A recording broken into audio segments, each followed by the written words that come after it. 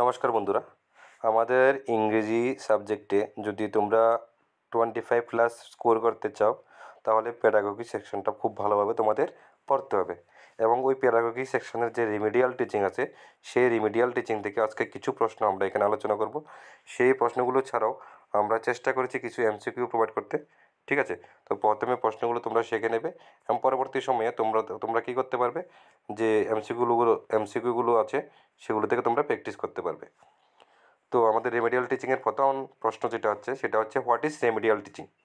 ঠিক আছে, এগুলো কিন্তু ইংরেজিতে আসবে, ইংরেজি সাবজেক্ট তো ইংরেজিতে আসবে, তো তোমাদের কনসেপ্টটা বুঝে নিতে হবে। তো remedial teaching is specialized instruction design to help students who have learning difficulties by providing targeted support to improve their understanding and skills. আমাদের প্রতিটি ক্লাসে কিছু স্লো লার্নার থাকে। ঠিক আছে, কিছু লার্নিং ডিফিকাল্টিস তাদের মধ্যে থাকতে পারে। সবাই তো একরকম থাকে না, তো সবাইকে ইন্ডিভিজুয়ালাইজড লার্নিং তো আমরা দিতে পারি না। ঠিক আছে না, তো তাদেরকে আমরা কি প্রদান করতে হয়, ইনক্লুসিভ এডুকেশন বা ইনক্লুসিভ সমন্বয় শিক্ষা যেটা আছে সেটা আমরা প্রদান করে থাকি। তো ইনক্লুসিভ এডুকেশন দিতে গিয়ে কিছু ছাত্রছাত্রী, ছেলে না, কিছু ছাত্রছাত্রী একটু পিছিয়ে পড়ে।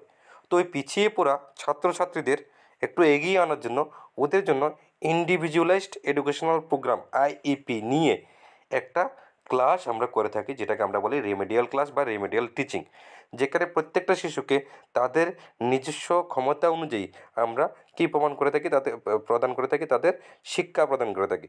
ঠিক আছে, তাদের যে আন্ডারস্ট্যান্ডিং এবং স্কিল আছে সেটাকে ইমপ্রুভ করার জন্য। তো 2 নম্বর প্রশ্ন হচ্ছে হু নিডস রেমেডিয়াল টিচিং। তো রিমেডিয়াল টিচার কার দরকার? Students who struggle with specific subjects. কিছু কিছু সাবজেক্ট আছে, যেমন কিছু কিছু বাচ্চা আছে অন্যান্য সাবজেক্টে তো খুব ভালো কিন্তু ম্যাথে একটু উইক, তো তাকে আমরা ম্যাথমেটিক্স নিয়ে রিমেডিয়াল টিচিং দিয়ে থাকবো। হ্যাভ লার্নিং ডিসেবিলিটিস, কিছু কিছু বাচ্চা আছে ডিসলেক্সিয়া, ডিসগ্রাফিয়া, ঠিক আছে না, হ্যাঁ, এইসব ধরনের এডিএইচডি এমন ধরনের কিছু লার্নিং ডিসেবিলিটি আছে, ওইসব বাচ্চাদের জন্য আমরা রেমেডিয়াল ক্লাসটা নিয়ে আসি। অথবা the students who need extra help to reach their academic potential, বা কিছু বাচ্চার মধ্যে একাডেমিক পোটেনশিয়ালিটি তো আছে কিন্তু সেটা কিন্তু ওরকম স্তরে পৌঁছয়নি এখনও, তো ওই স্তরে নিয়ে যাওয়ার জন্য আমরা রেমেডিয়াল ক্লাস ওইসব বাচ্চাদের আমরা প্রদান করে থাকি। 3 নম্বর প্রশ্ন যেটা আছে সেটা হচ্ছে what is the main goal of remedial teaching. Remedial টিচিংয়ের মেইন উদ্দেশ্যটা কী?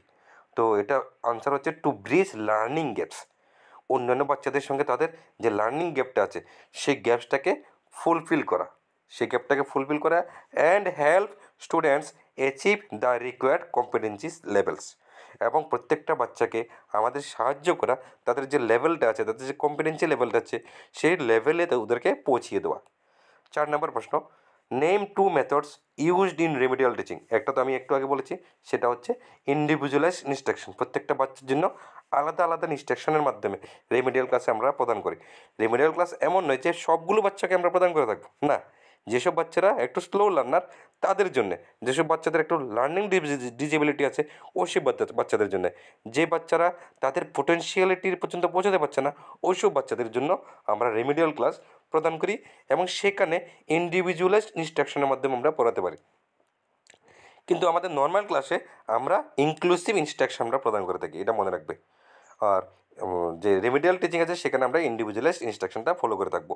2 নম্বর যেটা আছে সেটা হচ্ছে মাল্টি সেন্সরি অ্যাপ্রোচ, যে শিশুদের যে বিভিন্ন জ্ঞানেন্দ্রিয় আছে সে সমস্ত জ্ঞানেন্দ্রিয়গুলো দিয়ে activity learning base, Discovery learning method, এইসব মেথডগুলো নিয়ে আমরা ওদের মাল্টি সেন্সরি অ্যাপ্রোচটাকে অ্যাপ্লাই করে ওদেরকে রিমেডিয়াল টিচিং প্রদান করে থাকি।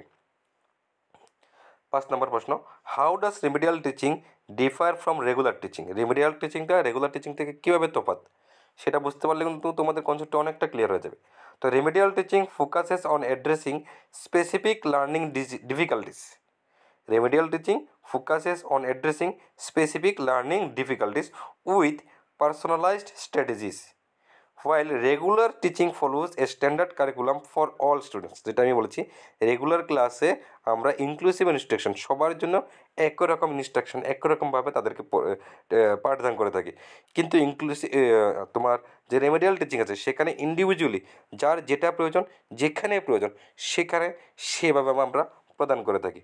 তো আমাদেরই একটা হোয়াটসঅ্যাপ গ্রুপ আছে, সেখানেও আমরা যার যে টপিক লাগে, হ্যাঁ, যে টপিক লাগে যখন লাগে তখন আমরা প্রদান করার কমপ্লিটলি ফ্রি অফ কস্টে প্রদান করার চেষ্টা করি, যে গ্রুপের লিঙ্ক তোমরা ডেসক্রিপশন বক্সে পেয়ে যাবে।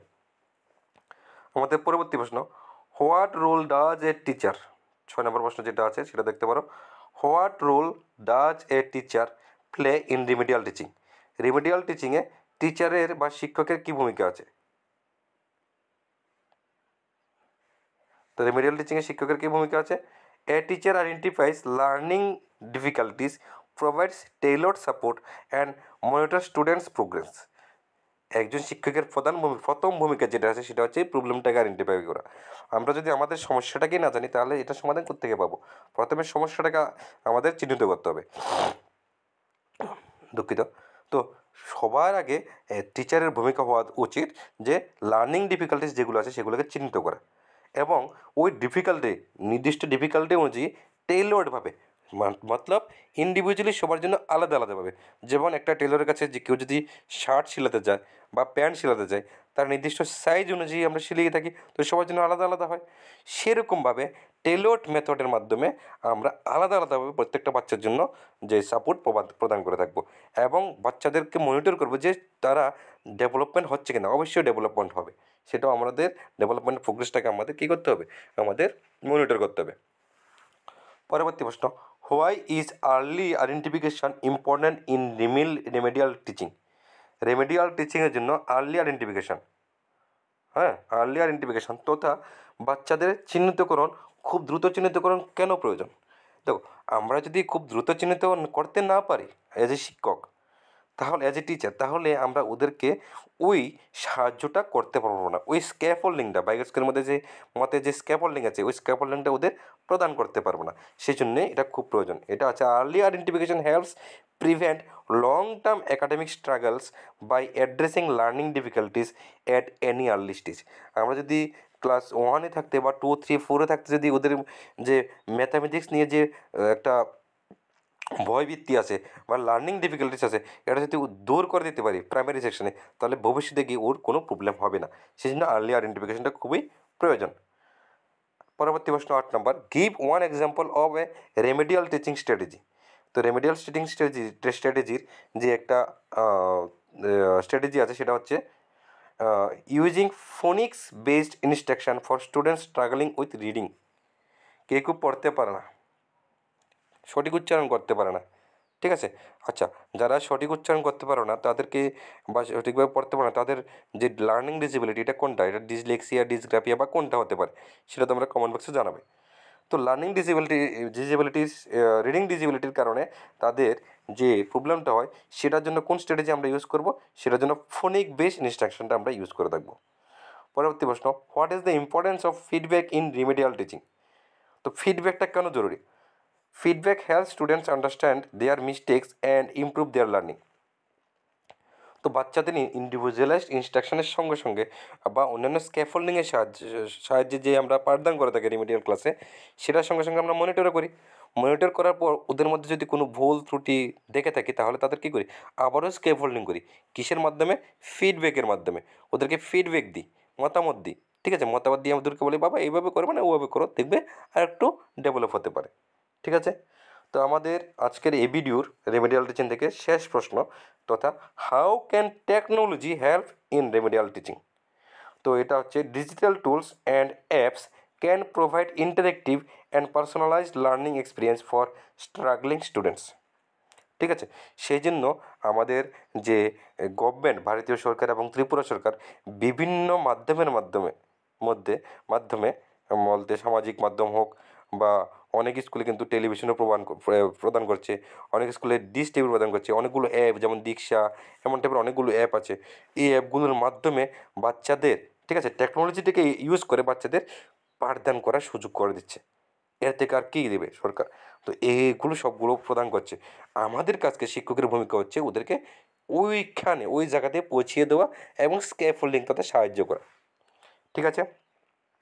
তো আমাদের পরবর্তী ভিডিওতে আমরা যে প্রশ্নগুলো নিয়ে আলোচনা করব সেগুলো 11 নম্বর প্রশ্ন থেকে। তো 11 নম্বর প্রশ্নটার যে উত্তরটা আছে সেটা তোমরা কমেন্ট বক্সে লিখে দেবে। আমি প্রশ্নটা এখানে দেখিয়ে দিচ্ছি। What is an individualised instruction approach in remedial teaching? এটার উত্তর তোমরা কমেন্ট বক্সে অবশ্যই লিখবে। তো এখান থেকে আমরা শুরু করব পরবর্তী ভিডিওতে। আর আমি রিকোয়েস্ট করবো আমাদের ভিডিওটা যদি ভালো লাগে তাহলে লাইক, শেয়ার অবশ্যই করে দেবে এবং চ্যানেলটি সাবস্ক্রাইব করে আমাদের সাথে যুক্ত হয়ে যাও। ভবিষ্যতে আরও ভালো ভালো ভিডিও আমরা নিয়ে আসবো, ভালো ভালো ম্যাটেরিয়ালস নিয়ে। আর ম্যাটেরিয়ালসগুলো যদি তোমরা পেতে চাও তাহলে অবশ্যই আমাদের হোয়াটসঅ্যাপ গ্রুপ জয়েন করে নেবে। ধন্যবাদ সবাইকে, সবার প্রিপারেশনটা খুব ভালো হোক। ধন্যবাদ।